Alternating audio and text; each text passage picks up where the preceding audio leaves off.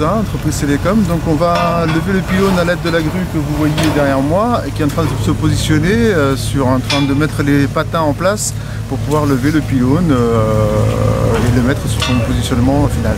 Bon, il n'y a pas de grosses complications, c'est la mise en œuvre la plus complexe, c'est celle de mettre les patins, que ce soit sur un sol stabilisé. Ensuite, la mise en place du pylône, il n'y a aucune difficulté. L'installation va durer à peu près un quart d'heure entre la mise en place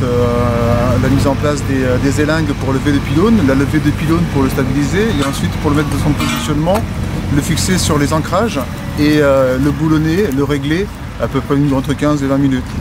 Là aujourd'hui on travaille avec 2 personnes. Pour ce type de pylône c'est 2 personnes et on peut être amené parfois à utiliser 3-4 personnes quand on fait de l'héliportage. Laisse pas de sous quoi.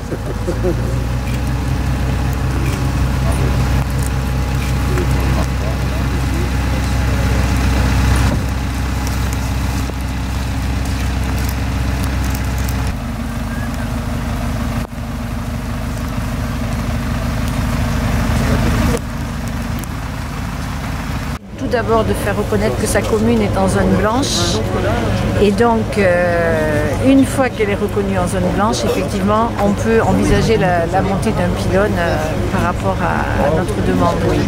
Mais c'est pas si simple que ça, non.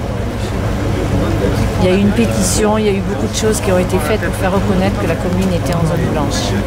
Parce qu'il s'agit qu'un petit endroit passe dans la commune et on ne peut être considéré sans zone blanche.